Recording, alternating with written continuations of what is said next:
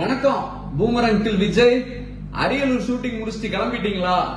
இப்ப நீங்க அடுத்து என்ன செய்யணும்னா, உங்க கூட வர்றாப்ல அருண் பிரசாத் IRS சொல்லிட்டு அந்த ஆளை எச்சிய தொட்டு நங்கு நங்கு நங்கு நங்கு கொட்டுங்க. ஏன்னு கேட்டா, உங்களுக்கு எழுதி கொடுத்தது பூராமே தப்பான தகவல்கள். ஏன்னா இது வந்து புஷி ஆனதுக்கு தெரியும், நம்ம எதிர்பார்க்க முடியாது. ஏன்னா அவரே 84 85 அப்படின்னு குழப்பத்தில் இருப்பாப்ல. ராஜ்மோகன் வாட்ஸ்அப் யூனிவர்சிட்டி பையன், அந்த பையனுக்கும் தெரியாது. அதனால விஜய், நீங்க என்னென்னலாம் தப்பா பேசிருக்கீங்கிறத இப்ப சொல்றதுதான் அந்த வீடியோ. ஃபர்ஸ்ட் என்ன சொல்றீங்க, அதாவது பெண்களுக்கு அரசு வேலையில 40% கொடுப்பேன்னு சொன்னீங்களே, செஞ்சீங்களா அப்படின்னு ஒண்ணு சொன்னீங்கல்ல.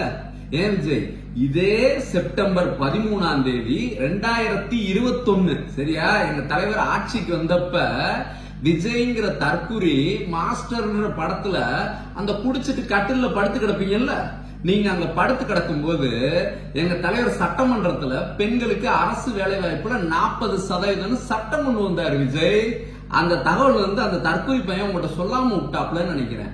அது மட்டும் கிடையாது, இந்தியாவிலேயே பெண்கள் பாத்தீங்கன்னா வேலை ஒர்க் போர்ஸ் இருக்குல்ல, 43% பாத்தீங்கன்னா தமிழ்நாட்டு பெண்கள் தான். அதாவது 100 பெண்கள் வேலை பாக்குறாங்கன்னா இந்தியால, அதுல 43 நம்ம பிள்ளைங்க தான். அதுக்கு காரணம் தலைவனுடைய ஆட்சி அப்படி சரியா. அப்புறம் ரெண்டாவது இன்னொன்னு என்ன சொல்றீங்க, அரசு வேலை வாய்ப்புல 75% பேர் தமிழர்களுக்குன்னு சொன்னீங்களே, செஞ்சீங்களா அப்படின்னு கேட்டீங்களே.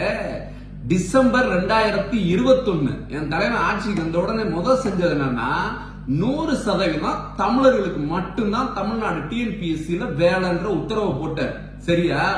அதுல முக்கியமானது என்ன அப்படின்னா, தமிழ் தெரிஞ்சா மட்டும்தான் நீ அரசு வேலைக்கு வர முடியுன்ற உத்தரவை போட்டாரு. நீங்க உங்க OPS எடப்பாடி உங்க கூட கள்ள கூட்டணி வச்சிருக்காரு.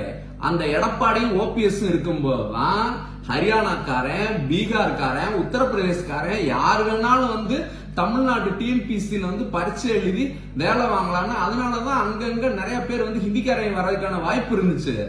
அதை ரத்து பண்ணி தமிழர்களுக்கு மட்டுமே கொண்டு வந்தது டிசம்பர் 2021. அந்த அருண் பிரசாத் பையன்கிட்ட சொல்லி அந்த பேப்பரை வாங்கி பாருங்க சரியா.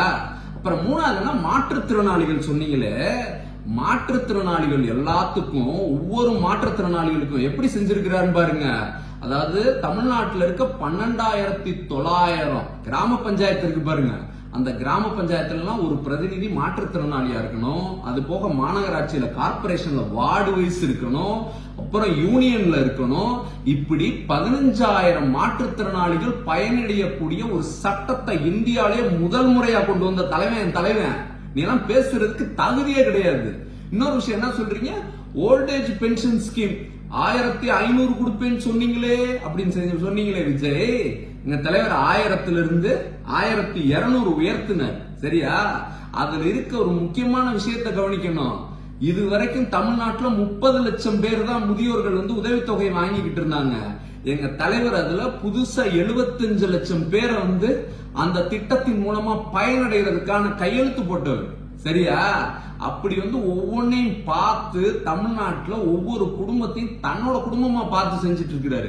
வேலை வாய்ப்புல நம்ம கேட்டீங்களே 10 லட்சம் கொண்டு வருவீங்களா, அப்படி 10 லட்சம் வேலை வாய்ப்பு உருவாக்கிடுவீங்களா அப்படின்னு போன வருஷம் நடத்தினாரு 2024 குளோபல் இன்வெஸ்டர்ஸ் மீட் சென்னையில. அதுல மட்டுமே 27 லட்சம் பேருக்கு வேலை வாய்ப்பு உருவாக்கி கொடுத்தவர் சரியா. அது போக என்ன இருக்க மத்த லிஸ்ட் எல்லாம் எடுத்தா, நீ எல்லாம் நரேந்திர மோடியை கேட்கணும் தம்பி.